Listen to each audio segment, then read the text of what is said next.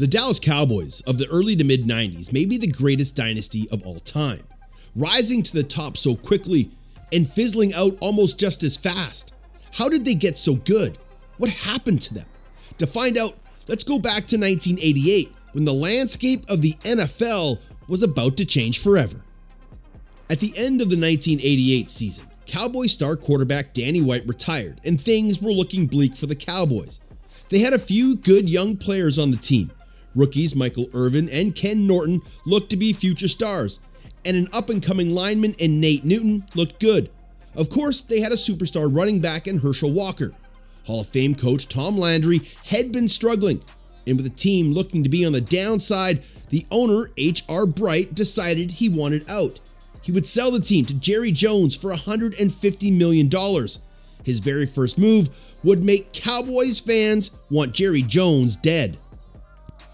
Jones became owner February 25th, 1989.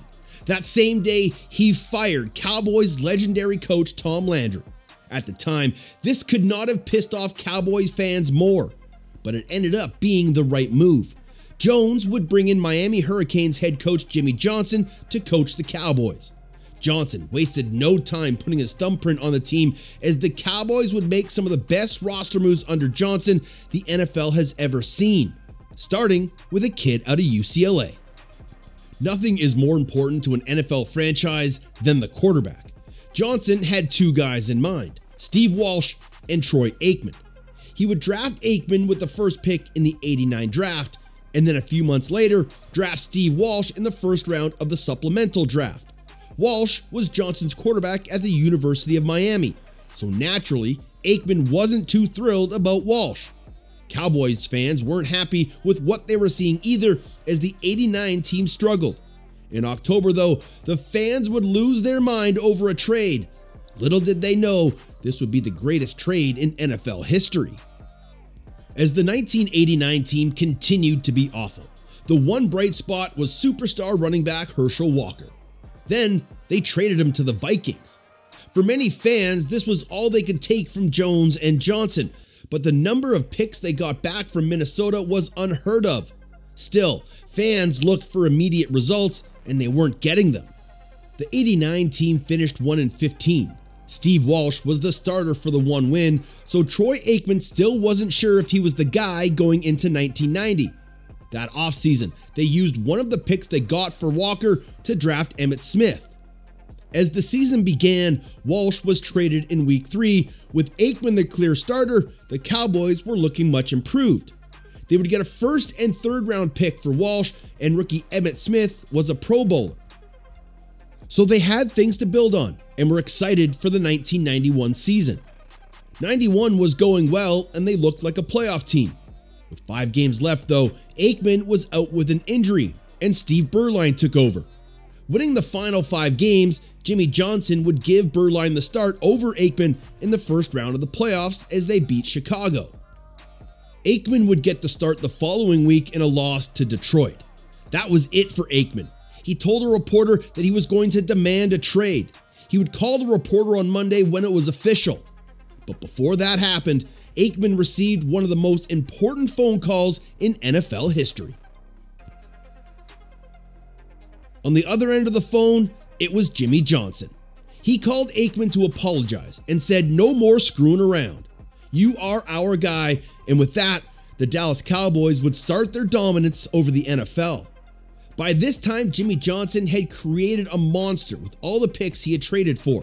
The Cowboys seemed to have a blossoming superstar at every position and were on everyone's radar in 1992. The first 2 games would be tough though, and would be a measuring stick for the Cowboys. Meanwhile, as the team got better on the field, behind the scenes, they were getting even crazier. Star players smoking pot every night of the week, some even doing coke, all while being at a strip club until dawn. It's amazing what you can get away with when you're winning. Those 2 games were against the previous 2 Super Bowl winners, the Giants and Redskins. Dallas won both no problem and would run over the league, finishing 13-3. They had the #1 defense, and for the second year in a row, Emmitt Smith led the league in rushing. They plowed through the playoffs on their way to the Super Bowl. they dominated Buffalo 55-17 as the Bills dropped their third straight Super Bowl. Despite the blowout, what many remember from that game was Leon Lett returning a fumble when the game was well out of hand. As he reached the goal line, he began to celebrate. Bills receiver Don Beebe chased him down and knocked the ball out of Lett's hands before he could score. The epitome of never giving up. The Cowboys may have won the Super Bowl, but they were being looked at as villains by many. For Cowboys fans, everything was perfect. That's because they didn't know the fight that was brewing and was the beginning of the end of the dynasty. The '93 season started a little differently. This time, the Cowboys dropped the first two games of the season. No one panicked, and they would right the ship. In the meantime, though, it was obvious Jerry Jones and Jimmy Johnson weren't playing well together. In December of that season, Jimmy Johnson mentioned he thought it would be interesting to coach the expansion team Jacksonville Jaguars. Jerry Jones took it as more than just a comment and said Jimmy Johnson will coach who I tell him to. As the season moved on, Leon Lett would have another blunder. Against Miami in snow-covered Dallas, the Cowboys blocked a game-winning field goal attempt. Lett tried to pick the ball up, making it live, only to fumble it. The Dolphins would recover and go on to win the game. Despite that, the Cowboys roared into the playoffs. For the second straight year, they beat the 49ers in the NFC Championship game and the Bills in the Super Bowl. Despite back-to-back Super Bowl wins, they were about to receive some shocking news that was the beginning of the end. Jones and Johnson's feud had gotten so bad, Jimmy Johnson quit, despite players like Aikman begging him to stay. Jerry Jones said the Cowboys were so talented anyone could have coached them to Super Bowl wins. He may have been right, and they were about to find out. Jones would hire Barry Switzer, and Switzer had all the pressure in the world on his shoulders as the '94 season began. Again, the Cowboys would look strong as they went 12-4. One thing was different this season though, and the Cowboys knew it. During the regular season, Dallas fell to the 49ers and their new star cornerback Deion Sanders. The Cowboys were a great team, but this year it felt like San Francisco was just a bit better. As Dallas rolled to the NFC Championship game, they would meet the 49ers for the third straight year. This time, in a muddy Candlestick Park, the 49ers got the win and went on to beat the Chargers in the Super Bowl. Many people pointed the finger at Switzer, but the 49ers team was one of the best of all time. So was this the end of the Cowboys already? If so, you couldn't even really call it a dynasty. But Jerry Jones had one last trick up his sleeve. As week one of the 1995 season started, the best corner in the game, Deion Sanders, still hadn't signed with a team. Finally, Jerry Jones threw enough money at him and Sanders chose the Cowboys over the 49ers. Would this be enough to get the Cowboys back to the Super Bowl though? They would again lose to San Francisco in the middle of the season, but this year, the Cowboys felt like the better team. Once again rolling into the playoffs, this time it would be the Packers they would defeat in the NFC Championship. After that, it was on to the Steelers in the Super Bowl.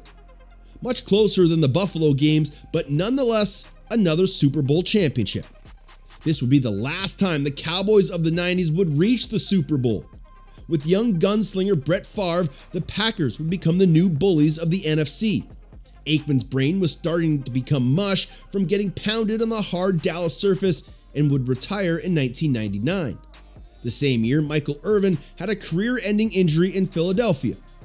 Emmitt Smith would set the all-time rushing record before leaving to play for Arizona, and Jimmy Johnson never won another championship after he left and ended up on the Fox pregame show. Deion Sanders would leave to play for a few more teams. To this day, though, the early 90s Cowboys are arguably the greatest dynasty of all time. If you love this video, be sure to check out Emmitt Smith's lifestyle video. What do you think about all the partying and drugs the Cowboys were doing and still winning during the 90s? Drop your thoughts in the comment section below. Be sure to subscribe, and thanks for watching.